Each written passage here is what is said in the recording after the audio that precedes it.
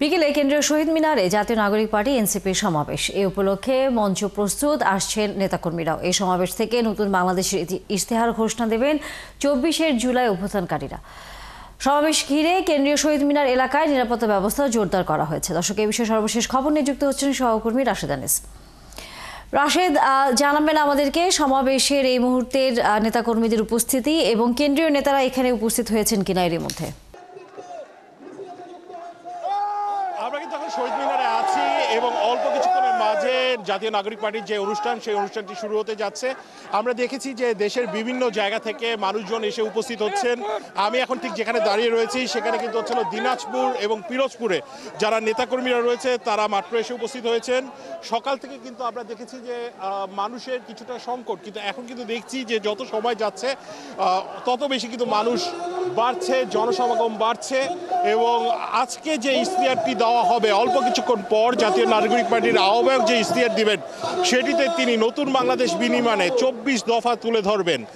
মূলত যে জুলাই পদযাত্রা কর্মসূচি ছিল গেল 30 দিন, জুলাই মাসের 30 দিন ধরে যে কর্মসূচি করা হয়েছিল সেই কর্মসূচির আলোকেই কিন্তু তারা এই ইশতেহার সাজিয়েছেন, যার মাঝে থাকবে নতুন সংবিধান ও সেকেন্ড রিপাবলিক, জুলাই অভ্যুত্থানের স্বীকৃতি ও বিচার, গণতন্ত্র ও রাষ্ট্রীয় প্রতিষ্ঠানের সংস্কার, ন্যায়ভিত্তিক বিচার ব্যবস্থা ও আইন সংস্কার, সেবামুখী প্রশাসন ও দুর্নীতি দমন, জনবান্ধব আইন শৃঙ্খলা রক্ষাকারী বাহিনী, গ্রাম পার্লামেন্ট ও স্থানীয় সরকার, স্বাধীন গণমাধ্যম ও শক্তিশালী নাগরিক সমাজ, সার্বজনীন স্বাস্থ্য, জাতি গঠনে শিক্ষানীতি, গবেষণা উন্নয়ন ও তথ্য প্রযুক্তি বিপ্লব, ধর্ম সম্প্রদায় ও জাতিসত্তার মর্যাদা, নারীর নিরাপত্তা অধিকার ও ক্ষমতায়ন, ইনসাফ ভিত্তিক অর্থনীতি, তারুণ্য ও কর্মসংস্থান,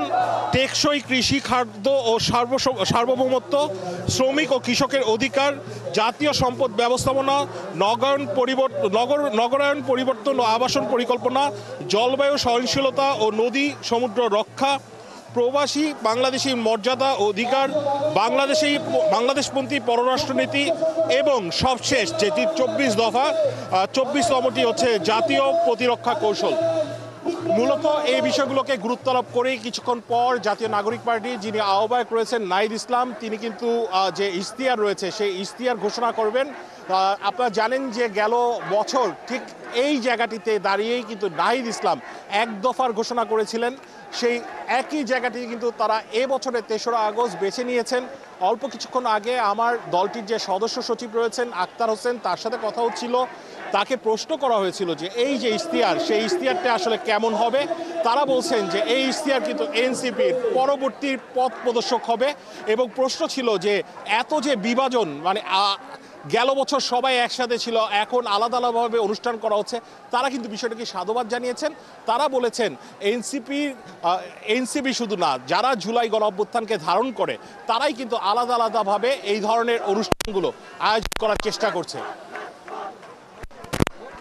তারিয়া,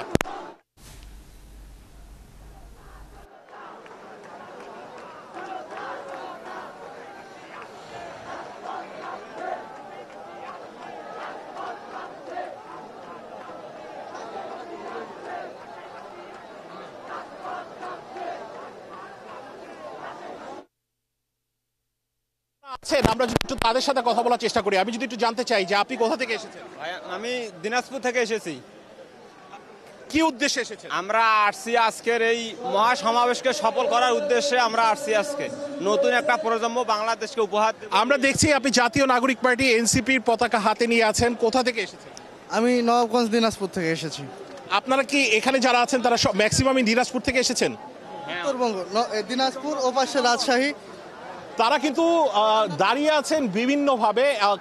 আমরা শুনেছি যে নারায়ণগঞ্জ থেকে প্রায় 8,000 কর্মী কিন্তু এখানে আসার রওনা দিয়েছেন। তারা আসছেন।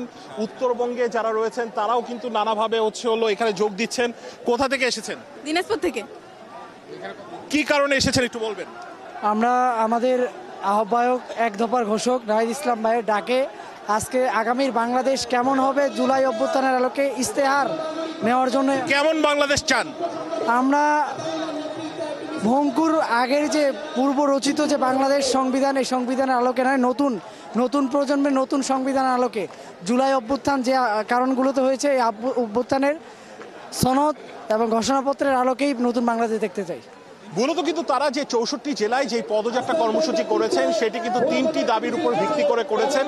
তারা কিন্তু চেয়েছেন নতুন সংবিধান প্রণয়ন। 72-এর যে সংবিধান রয়েছে সেই সংবিধানের উপর তারা কোনো রকমের কোনো আস্থা রাখতে পারছেন না। তারা কিন্তু একাধিকবার বলেছেন যে সেই সংবিধান হচ্ছে স্বৈরাচার তৈরির কারিগর অন্যতম, এবং হচ্ছে 72-এর যে সংবিধান সেই সংবিধান আওয়ামীপন্থী সংবিধান। আমরা অল্প কিছুক্ষণ আগে দেখেছিলাম যে সেরকম নেতাকর্মী ছিলেন না, কিন্তু এখন কিন্তু আমরা দেখছি যে দূর দূরান্ত থেকে মানুষজন আসছেন। জাতীয় নাগরিক পার্টির যারা আহ্বায়ক এবং অন্যান্য নেতাকর্মীরাও ধীরে ধীরে উপস্থিত হতে শুরু করেছেন।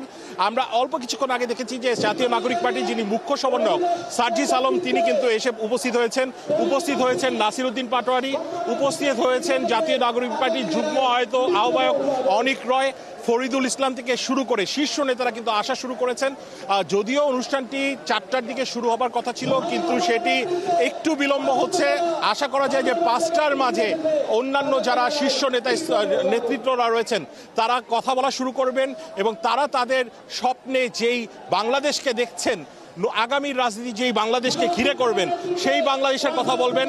জাতীয় নাগরিক পার্টির আহ্বায়ক নাহিদ ইসলাম সবশেষ কিন্তু যে 24 দফা রয়েছে, 24 দফার কথা কিন্তু তারা নানাভাবে শুনেছেন। দেশের কৃষকদের কাছ থেকে শুনেছেন, দেশের মৎস্যজীবীদের কাছ থেকে শুনেছেন, যাদের কাছ থেকে এই সমস্ত আইডিয়াগুলো নিয়ে কিন্তু তারা একটি 24 দফা দাবি করেছেন, এবং সেই 24 দফা ইশতেহার অল্প কিছুক্ষণের মাঝে। রাশেদ, অসংখ্য ধন্যবাদ।